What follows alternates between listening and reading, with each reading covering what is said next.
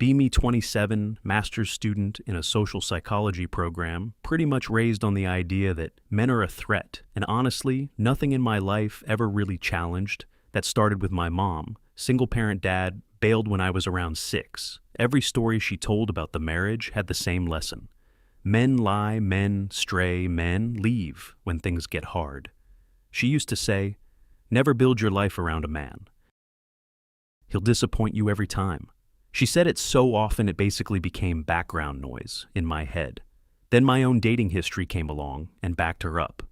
First guy I dated in undergrad cheated on me with some girl from his building, only found out because a pair of unfamiliar panties somehow ended up mixed in with my clothes after I did laundry. Their second guy was one of those fake considerate dudes, all soft voice and emotional intelligence buzzwords. Then got angry after a couple months because I wasn't moving at the speed he wanted. Third one vanished after an entire summer. Together, no fight, no explanation, just disappeared. Like I never mattered after a while. It all started feeling stupidly predictable, different faces, same outcome. Men were either predatory, selfish, or both. They just switched up the packaging. So when I got the email with my graduate housing assignment and saw I was being placed with a male roommate, instant dread, like full body dread. I called housing. Right away told them there had to be some kind of error. They said no. Error, too many grad students, not enough units. Co-ed assignments were happening because they were over capacity. I argued, pleaded, even said I would pay more for a different setup. Didn't matter, nothing available, so I told myself, fine, this was temporary. Couple months, maybe just survive it, keep the door locked, keep my distance, don't give him any opening. First time I met him, I was already braced for something. He introduced himself in this low, calm voice, said, "Hey, I'm Ryan." No fake charm, no weird grin, no lingering stare, just direct and flat, which somehow still didn't make me feel better. Quiet guys could be dangerous too. I'd heard enough stories. Serial killers didn't walk around with evil background music. Some of them looked completely normal. I wasn't going to be naive. I set boundaries immediately, claimed the larger cabinet in the kitchen, put sticky notes on my groceries. Not yours. Taped a note to the bathroom mirror, too. Please respect shared space. Wanted it clear from day one that I wasn't some passive girl. He could slowly bulldoze. He read the note once while brushing his teeth, gave a tiny shrug, went back to what he was doing. No comment. No attitude somehow. That was unsettling too. Couldn't tell if it was disinterest or him quietly studying me. First night, there I was paranoid out of my mind. Locked my bedroom door, checked it twice, shoved a chair under the knob, like I was in a horror movie. Sat on my bed, listening for every sound in the apartment. Every creak in the hallway made my stomach knot. Brain doing laps. What if he tries the door? What if he tampers with my food? What if he's just waiting until I relax? Then morning came. Nothing happened. Door still shut. No sign anyone touched it. When I cracked it open, he was already gone. To campus kitchen, looked cleaner than when I left it. His shoes were lined up by the entry. Garbage was gone. Counter wiped down. Weird told myself it had to be a performance. That's what manipulative men do. Act safe until you stop watching. Few nights later, I heard metal scraping near my room. Immediate panic, heart trying to punch through my chest. Grabbed the lamp off my desk like I was about to defend my life. Thought, this is it. Yanked the door open, ready to lose it. Found Ryan crouched by the frame with a screwdriver in his hand. I snapped, "What are you doing?" He looked up, kind of surprised. "Your hinge was loose. It was making that squeak every time you opened it." I was tightening it. Just stood there gripping the lamp face burning. He was literally fixing my door. Still couldn't admit I'd jumped to the worst conclusion. So I just said, "Don't do stuff outside my room without telling me." Tried to make it sound firm instead of embarrassed. He nodded once. "Yeah, sorry." Didn't mean to scare you. Then stood up and walked off. No sarcastic laugh, no eye roll, no pushing back, just accepted it and moved on. And weirdly that messed with me more because in my head, men were supposed to challenge boundaries, test them, make you defend them over and over. Instead, he just respected mine. By the end of the first week, I felt mentally scrambled. I had expected the usual awful roommate stuff. Dirty socks everywhere, nasty bathroom sink, gross comments, casual entitlement. Instead, Ryan was practically a ghost. Went to class, came home, cooked, quietly, cleaned up, after himself, disappeared into his room, And that annoyed me, because if he wasn't doing the standard awful guy routine, then where was my proof? Where was the confirmation that I was right to be on edge? Kept telling myself the same thing. Give it time, the act always cracks. Eventually it has to. By the second week, I had this mental list of things he'd done wrong, except if I was honest. Most of it wasn't even wrong. Just me twisting normal stuff into evidence one afternoon. I got back from campus and heard the dryer going. Opened it, his clothes were still in there. Jeans, some t-shirts, gym shorts. My immediate reaction. Of course he expects me to clear it out for him, like some unpaid maid. Rolled my eyes, muttered something about male entitlement. Went back to my room to wait him out. Next day I forgot my own laundry in the dryer for like an hour and a half. Came out and found everything folded in a basket outside my door. Just stood there staring at it. He hadn't said a single word. No. Smug note, no. I helped you out. Nothing, just folded it and kept living his life. And for some reason that made me irrationally irritated, because I couldn't figure out the angle. Was it supposed to make me feel guilty? Was he trying to look like one of those good guy exceptions? Was it passive-aggressive? Who does that and says nothing? Later that same week, we were in the kitchen together at the same time for the first real stretch I was making. Spaghetti. He was cutting peppers on a board. Awkward silence, every sound felt magnified. Knife tapping water, running pot rattling. Then he asked, "What time do you usually cook? I can try to avoid overlapping if it's easier." I paused. Somehow my brain translated that into control, like he was trying to manage my schedule. I gave him this tight fake smile, said, "You don't need to plan around me. I know how to share a kitchen." He blinked once. "Okay, just didn't want to crowd you." Then turned back to chopping vegetables, completely neutral. No annoyance, no attitude, and that irritated me even more. Next morning there was a note on the fridge. "We're out of eggs. I'm stopping at the store later. Text me if you want anything." I stared at it way too long, trying to decode whether it was some subtle jab about splitting costs, or if he was genuinely just being considerate, and I honestly couldn't tell anymore. That night around 11, I heard movement in the hallway again, whole body tensed on instinct thought. Great, here we go. Cracked my door open. Saw him standing on a step stool swapping the batteries in the smoke detector. He noticed me and flinched a little. "Sorry, didn't mean to wake you." I mumbled that it was fine, shut my door, stood there feeling stupid. Why did he keep doing things like that? Quietly fixing stuff, like somebody's middle-aged dad in a sitcom. It was making it way harder than it should have been, to dislike him next morning. I called my mom on the walk to campus, told her I was still uneasy about the situation. She went straight into warning mode. "Honey, I don't like any of this. Men act polite until they don't. That's how they get you comfortable." "I know," I said automatically, but even to me it sounded weak, like I was repeating a line I didn't fully believe in. That moment later that day, my best friend from college, Claire, FaceTimed me while I was making dinner. I must have looked toward the kitchen because she narrowed her eyes. "Wait, is that your roommate back there?" "Yeah, he's cooking." She leaned closer to the screen. "Girl, that's a performance. They all do that. It's basically manipulation with seasoning." I laughed because that was what I was supposed to do. But it didn't land right. He wasn't even paying attention. Had earbuds and quietly humming, while stirring something in a pan, didn't look manipulative, looked ordinary. Almost painfully ordinary. Later that night, I kept replaying all the small moments, him folding my laundry, the note on the fridge, the way he'd never once raised his voice, the way he barely even looked at me for more than a second or two. And that bothered me in a way I couldn't explain. Found myself wondering about him. What kind of guy lives that? Clean, that quiet, that self-contained? Was he hiding something, or was that just actually his personality? And I hated that thought, because if it was true, then maybe the issue wasn't him. Maybe it was how I was reading everything he did, and I was not ready to sit with that.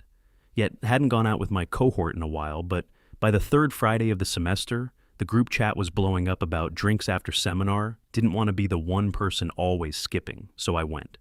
Ended up at this small bar near campus. Smelled like fryer grease, cheap liquor, and somebody's overdone cologne. Long table full of grad students, almost half our cohort crammed together. All of us still riding the buzz of getting through midterms. I sat between two of my usual friends, Nina and Brooke, both loud in that fun, exhausting kind of way. First round hit the table, gossip started immediately. One girl complaining about her roommate leaving rotten dishes in the sink. Someone else dragging her boyfriend for forgetting their anniversary. Everybody laughing in that sharp, slightly mean way people do after a drink. Nina elbowed me. "You still living with that guy roommate? He started leaving the toilet seat up yet?" I forced a smile. "Honestly, no, he's been..."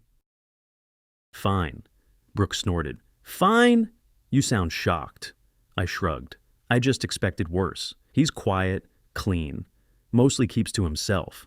Across from me, Daniel looked up from his beer, one of the guys in our program, the kind of dry, observant person who always sounded like he'd already thought 3 steps ahead. He said, "Why does everybody act like a man being normal is some rare supernatural event?"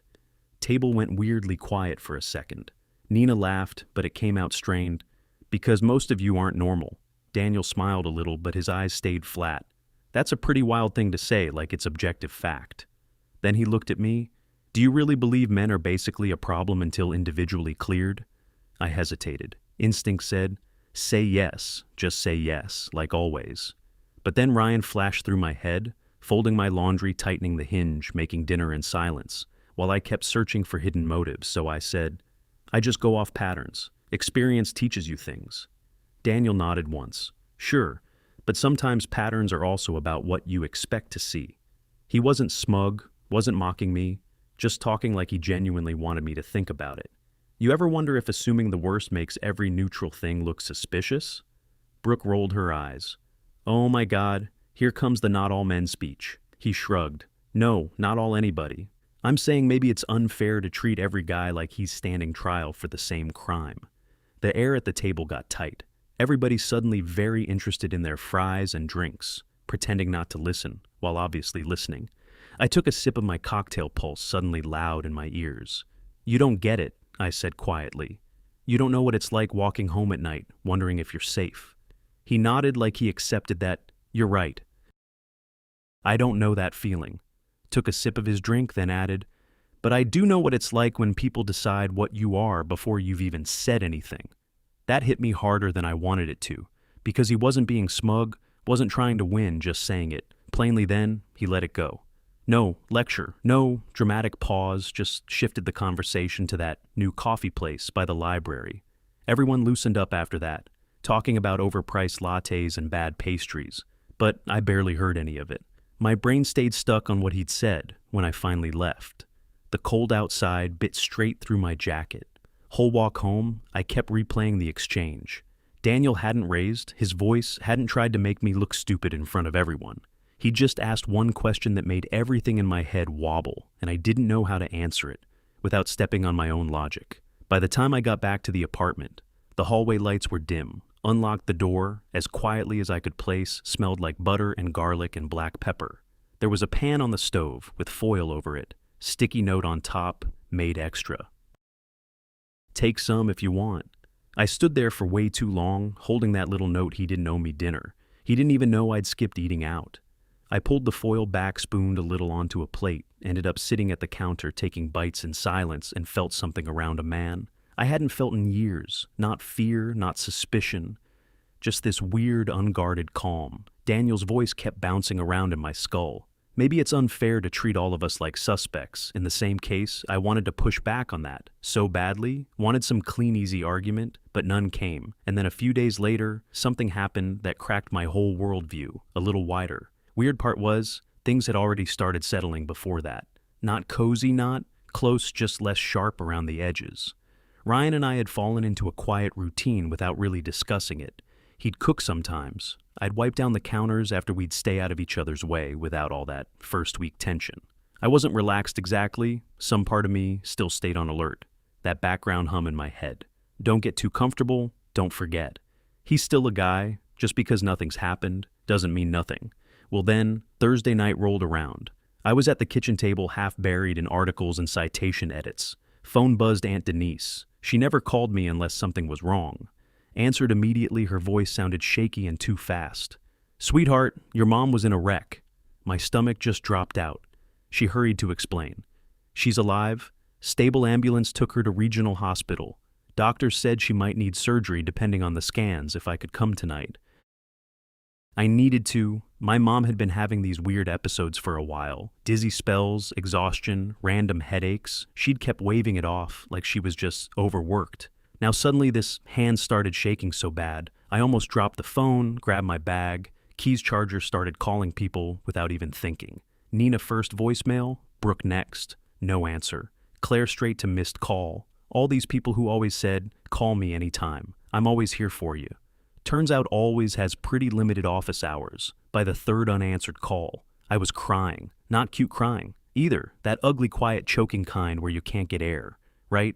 That's when Ryan's door opened. He stepped out with one earbud, hanging around his neck, eyebrows pulled together. What happened? I tried wiping my face, but my hands were useless.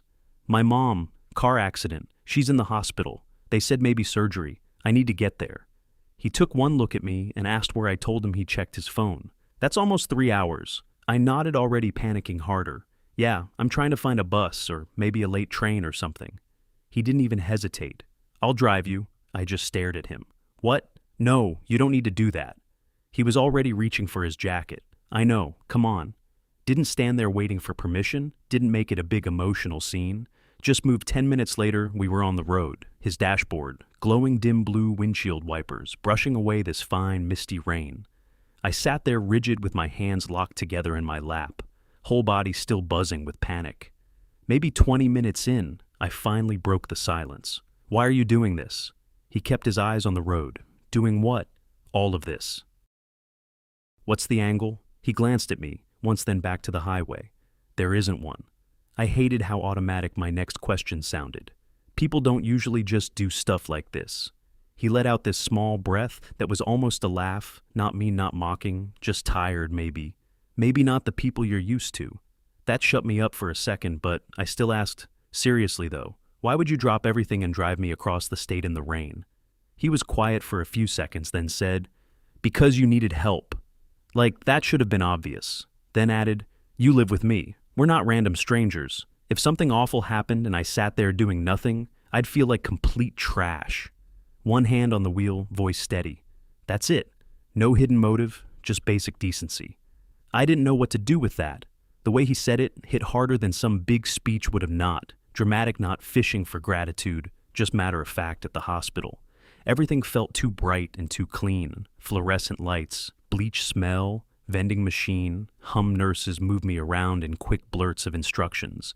When I finally saw my mom, she looked terrible but awake, arm in a brace, stitches near her hairline, face pale and exhausted. When she saw me, her eyes filled up immediately. You came. I grabbed her hand. Of course I came. Asked how she felt. Even though the answer was obvious, she looked past me, then noticed Ryan standing near the doorway trying to stay out of the way.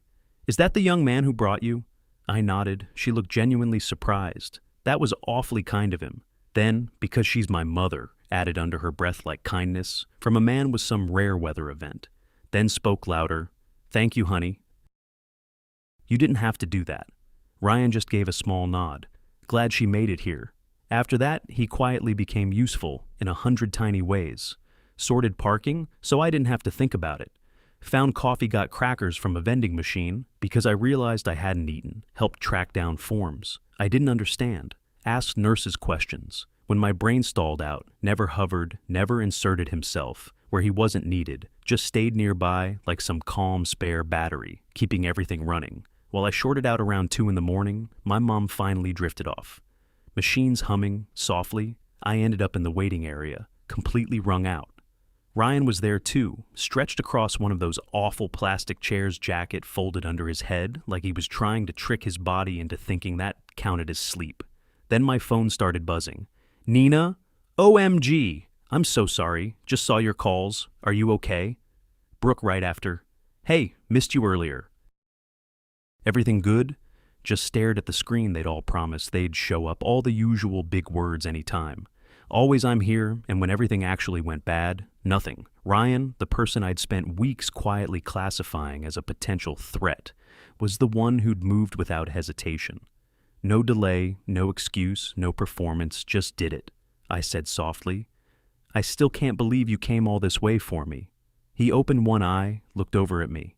I still can't believe you keep acting like it's strange. I looked at him, then really looked, and there wasn't fear there anymore. No suspicion either, just exhaustion and this heavy gratitude I didn't know how to express. Nobody had ever shown up for me that fast, not like that. A week later, things slid back into something close to normal. Mom was recovering. Okay, bruised up and sore, but home. Ryan went back to his quiet routines. Apartment settled into that same steady rhythm. Then I got an email that made my stomach twist again. Subject line, housing reassignment update opened it. Per your prior request for alternate rooming, your current roommate will be transferred to Building D next week and replaced with a female resident. I just stared at the screen, had completely forgotten about the complaint I'd filed during that first paranoid week, back when I still jammed furniture under my doorknob. At night looked up, Ryan was standing in the doorway holding his own phone. Housing just told me about the transfer, he said, voice flat and calm. Guess this is because you weren't comfortable. There was no accusation in it, which somehow made it worse. I felt sick. All of a sudden he said, sorry if I made things awkward. I opened my mouth shut, it opened it again. No, you didn't. But the words came out weak and late because technically I had done this. Maybe it's better this way, I heard myself say, probably safer for both of us. Even as I said it, it sounded stupid like a line from an older version of me. He just nodded, yeah. Maybe. Then gave me that same small, polite smile he'd had when we first met, turned around and went back to his room. Next few days he packed in pieces, one box by the door, then two, sound of tape-ripping closets slowly emptying. I acted like everything was normal. But it wasn't. When he was in the kitchen, I stayed in my room. When he sat in the living room, I found reasons not to come out. It felt like rewinding to week one. Except this time, the silence wasn't protective. It just hurt. Morning, he left. I found him crouched by a box tightening one of the straps. I asked, need help? He shook his head. I'm good. Elevator's open though, if you want to hold the front door. So I did. We rode down together without saying much, just the buzz of the elevator, and both of us pretending this wasn't weird. Out by the curb, he turned toward me. Take care, okay? Yeah, you too. Tried to laugh a little, said something dumb like, guess it'll be easier not running into each other all the time. He gave a tiny nod. Guess so. Same quiet smile as day one. Then he picked up the box, loaded his car, and that was it. Apartment felt wrong. The second I walked back into open too, still his shoes weren't by the door anymore. His mug was gone from the drying rack. Half the kitchen looked weirdly empty. I went into the bathroom, saw that stupid note I'd taped up at the start. Please respect shared space looked embarrassingly childish now, like something written by a person I didn't fully recognize. I peeled it off, crushed it in my hand, tossed it in the trash back in the kitchen. I picked up my phone and sent a text, thanks again for everything. Few minutes later, he replied, anytime. Good luck this semester. That was it, simple clean, no bitterness, no guilt trip. I set the phone down and told myself none of this mattered. He'd just been a roommate. Housing had finally given me exactly what I'd asked for. This was supposed to feel like relief, supposed to feel safer. But the apartment was too quiet. Now his side of the counter looked wrong, the shelf looked bare, and I kept repeating to myself that this was better, safer, easier, even while some part of me already knew I didn't believe it.